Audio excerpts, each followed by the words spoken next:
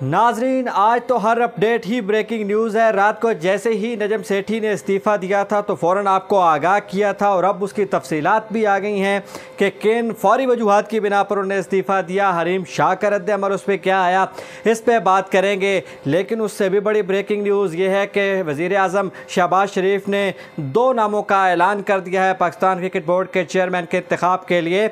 और कौन से 2 नाम हैं उनसे आपको आगाह करूँगा। और साथ ही साथ पाकिस्तान और इंडिया के माबैन जारी डेडलॉक्स में एक और इजाफा हो गया, यानी कि एशिया कप का मामला और फिर वर्ल्ड कप का मामला और अब चैंपियंस ट्रॉफी का मामला, जिसमें पाकिस्तान ने मांग ली है फाइनेंशियल गारंटी, यानी कि मालियाती गारंटी मांग ली है, पैसों की गारंटी मांग ली है। और साथ ही साथ जावेद मियांदाद पर बात करेंगे, जिस पर हम पहले बात कर चुके हैं। लेकिन जावेद मियांदाद के एक बयान को लेकर भारतीय मीडिया पर बहुत ज़्यादा रौला मचा हुआ है। इस सारी तफसीलात से पहले मैं आपको नजम सेठी के हवाले से बता दूं कि उन्होंने रात को ट्वीट किया था कि मैं अब मज़ीद जो है वो ताल्लुकात ख़राब नहीं करना चाहता आसिफ अली ज़रदारी और शहबाज शरीफ साहब के। तो मैंने ये फ़ैसला किया है कि पाकिस्तान क्रिकेट बोर्ड में इंस्टेबिलिटी का शिकार हो सकता है और ये सारी सूरत हाल वो बिल्कुल उस बोर्ड के नुकसान के मुतरादिफ है। तो मैं अब पीसीबी चेयरमैन की दौड़ से बाहर होते हुए मुस्ताफ़ी होने का ऐलान करता हूँ।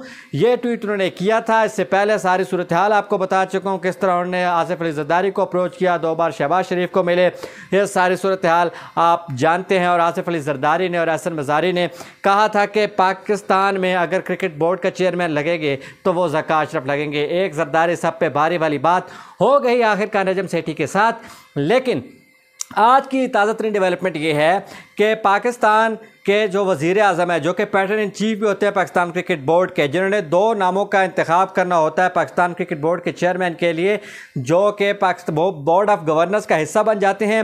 अब जो 2 नाम आए हैं वो 2 नाम है ज़का अशरफ, एवरीबडी नोज़, और इसके अलावा मुस्तफ़ा रमदे हैं। और ये जो 2 नाम हैं, इन दोनों के माबैन अब होगा मुकाबला, यानी कि इनमें से कोई एक चेयरमैन बनेगा। और आपको पता है कि आसिफ अली ज़रदारी साहब कह चुके हैं कि चेयरमैन पाकिस्तान क्रिकेट बोर्ड बनेंगे तो ज़का अशरफ बनेंगे। अब बीओजी के जो 10 मेंबरान हो गए और इलेक्शन हो सकते हैं, इलेक्शन होंगे इसी हफ्ते, ये आपको बता दूँ, इसी हफ्ते के आखिर तक इलेक्शन हो जाएंगे।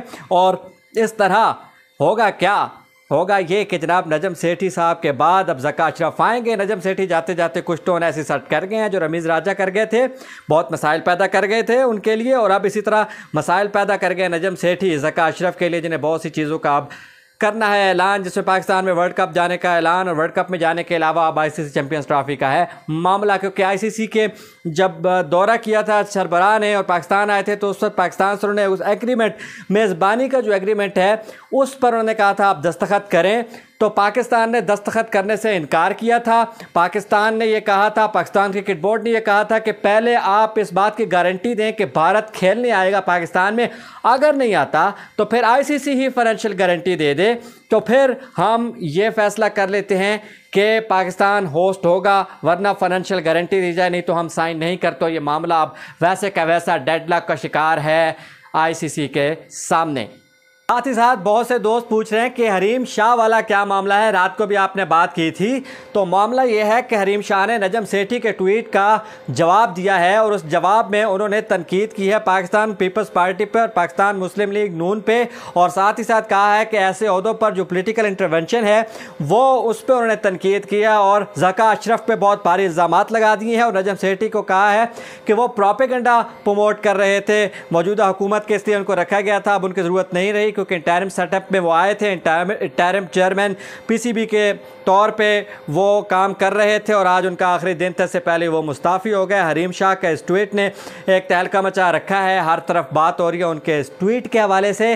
अब पाकिस्तान और इंडिया के माबैन जो डेडलॉक है, अहमदाबाद का डेडलॉक, और फिर पाकिस्तान और इंडिया के माबैन चैंपियंस ट्रॉफी का डेडलॉक, और अभी एशिया कप के हाइब्रिड मॉडल पे कुछ चीज़ें चल रही हैं, ये सारी चीज़ें ज़का अशरफ ने हल करनी है आते ही फ़ौरन ही। ये तो हरीम शाह की बात थी कि हरीम शाह ने क्या कहा। साथ आपको बताऊँ कि जावेद मियांदाद का कल आपने बताया था और मैंने भी फिर पूरी तफसील से आपको बताया था, कमेंट्स में कुछ चीज़ें आई थी तो फिर मैंने बताया था उसमें यह है कि जावेद मियांदाद ने ऐसे लफ्ज़ अल्लाह जाने कहाँ यूज़ किए हैं, लेकिन भारतीय मीडिया कह रहा है कि उसने इंडिया गेट लॉस्ट और इस तरह की अजीब सी ज़बान उन्होंने इस्तेमाल की, अगर की है तो इंतहाई अफसोसनाक है। लेकिन भारतीय मीडिया पर इस पर शदीद रद्द-ए-अमल आ रहा है और कहा जा रहा है कि जावेद मियांदाद को यह बात ज़ेब नहीं देती। जावेद मियांदाद ने कहा है कि हम ही क्यों जाएं, इंडिया क्यों नहीं आता। पाकिस्तान हमेशा इंडिया के साथ खेलता है। 2012 में पाकिस्तान गया, 2016 में पाकिस्तान गया, अब इंडिया की बारी है और एक एशिया कप एक बड़ा इवेंट है, उसमें भी इंडिया नहीं आ रहा। वो कहते हैं कि अगर मैं होता तो पाकिस्तानी टीम को कभी भी भारत ना भेजता और उनको कहता कि हम आपसे प्लेयर भी अच्छे हैं, हमारा बोर्ड भी आपसे अच्छा है, हम खेल भी आपसे क्वालिटी का ज़्यादा करते हैं, तो किस बात का आपको घमंड है, हम क्यों आए। तो जावेद मियांदाद साहब, उनको घमंड है पैसे का, ब्रॉडकास्टर्स की मार्केट का और जो ओवरऑल इंडिया कमाता है उसका। ये बात तो माननी पड़ेगी। और इस धौंस पे इंडिया जो है वो कहता है कि सब कुछ हमारा है। अब ऑस्ट्रेलिया भी पीट रहा है, अब इंग्लैंड भी पीट रहा है कि इंडिया ही क्यों डोमिनेट कर रहा है। बिग थ्री वाला मामला क्या हुआ। वैसे नजम सेठी साहब ने बिग थ्री में भी इंडिया को वोट दिया था। तो खैर, इंडिया को वोट देने वाले तो चले गए, अब ज़का अशरफ के लिए मसाइल पैदा होंगे। भारतीय मीडिया में सख्त रद्द-ए-अमल आया है और कहा गया है जावेद मियांदाद के हवाले से कि आपके पास फैसला करने के ना इख्तियारात हैं, ना आपका कैलिबर है कि आप इस तरह से बात करें। बहुत सख्त रद्द-ए-अमल उधर से भी आ रहा है और ये बातें ट्विटर पे नहीं हैं, ये बातें प्रेस ट्रस्ट ऑफ इंडिया से आ रही हैं और वहाँ से की जा रही हैं। अब पाकिस्तान में ये सूरत हाल है कि पाकिस्तान में हाइब्रिड मॉडल को लेकर शदीद तनकीद की जा रही है नजम सेठी पे कि उन्होंने क्यों इतना एग्रेसिव स्टांस लेने के बाद ना भारत पाकिस्तान आया, ना भारत यूएई आया, तो पाकिस्तान क्यों उनका कहना माने। अब पाकिस्तान ने कुछ वेन्यूज़ पर, यह भारतीय मीडिया की खबरें हैं जो पाकिस्तानी मीडिया उस पर खुलकर बढ़ चढ़ कर बात कर रहा है। पीसीबी की कोई ऑफिशियल स्टेटमेंट इस पे नहीं आई है कि पाकिस्तान ने कहा है कि चेन्नई में हमने नहीं खेलना, पाकिस्तान ने कहा है कि हमने अहमदाबाद में नहीं खेलना। अहमदाबाद की बात चलें, कुछ सियासी मसाइल हैं, पॉलिटिकल इश्यूज़ हैं, वो समझ आते हैं, लेकिन चेन्नई जहाँ पे सईद अनवर ने 194 रन बनाए थे और बैटिंग विकेट कंसिडर की जाती है, बहुत बड़ा ग्राउंड भी नहीं है, लेकिन कहा जा रहा है कि पाकिस्तान अफगानिस्तान के स्पिनर्स से डर गया है।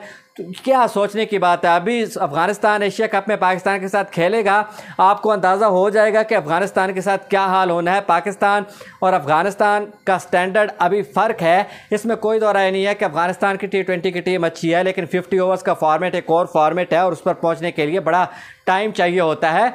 हाँ, कुछ और वजूहात हो सकती हैं ट्रैवलिंग की और इस तरह की और सिक्योरिटी की, जिससे आगाह करना चाहता हो पीसीबी, वो चीज़ लेकिन पीसीबी की तरफ से अभी सामने नहीं आई है। ये इंडियन मीडिया की खबरें हैं जो पाकिस्तानी यूट्यूबर्स अपने मुंह में डाल के पाकिस्तान का मौक़िफ़ उस पर बना रहे हैं, जो इंतहाई अफसोसनाक है। और बड़े बड़े जय्यद जर्नलिस्ट जो हैं वो ये काम कर रहे हैं। मुझे बहुत अफसोस होता है क्योंकि हम भी उन जर्नलिस्ट को फॉलो कर रहे होते हैं, अपडेट्स के लिए उनसे राबिता भी करते हैं और फिर उनके ट्वीट्स को भी देख रहे होते हैं, लेकिन जो चीज़ अब सामने आई है और पाकिस्तानी मीडिया जिस तरह से इसको हैंडल कर रहा है, यह इंतहाई अफसोसनाक है। और कहना पड़ता है कि पाकिस्तान जो मीडिया वार है, hybrid model, Asia cup, world cup और सारे मामले पे वो हाइब्रिड मॉडल के अलावा भी ये जंग हार रहा है, क्योंकि इंडियन मीडिया अब समझ आ रही है कि भारतीय मीडिया को जाके भाग भाग कर क्यों इंटरव्यू देते थे नजम सेठी और राइटर्स की तरफ और ESPN क्रिक इन्फो की तरफ क्यों भागते थे इंटरव्यूज़ के लिए।